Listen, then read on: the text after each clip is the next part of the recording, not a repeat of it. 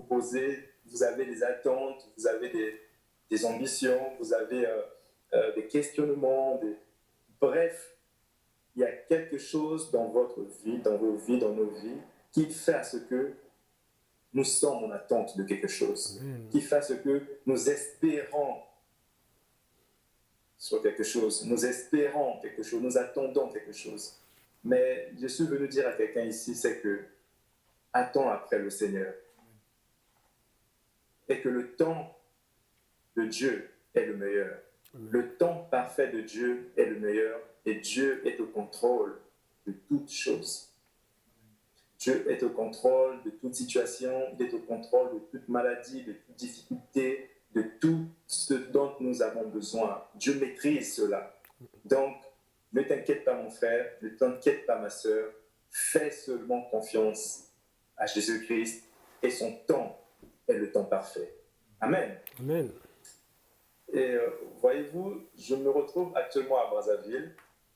Ce n'était pas mon plan de me retrouver à cet instant précis de l'année à Brazzaville. J'avais planifié rentrer à Montréal et, avant la fin de l'année pour être avec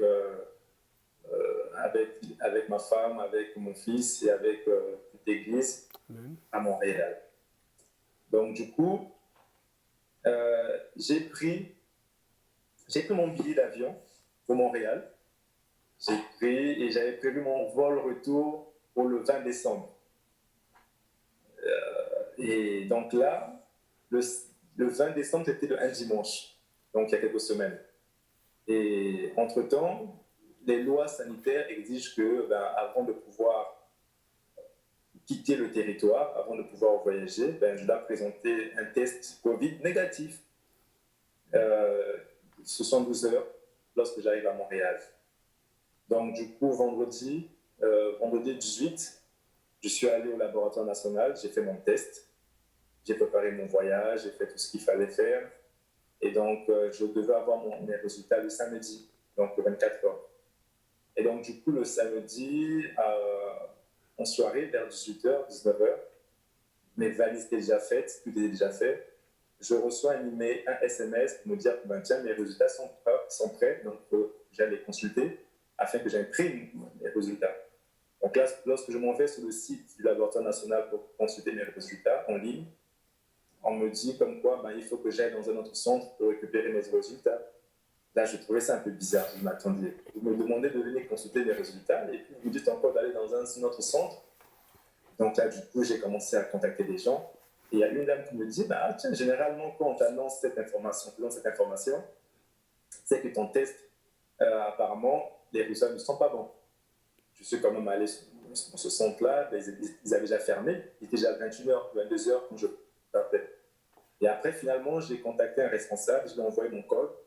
Là, il me dit, monsieur, vraiment désolé, mais votre test Covid est positif. Mon test Covid est positif. Nous sommes samedi 19 décembre. J'ai un vol à prendre le lendemain pour me retrouver à Montréal.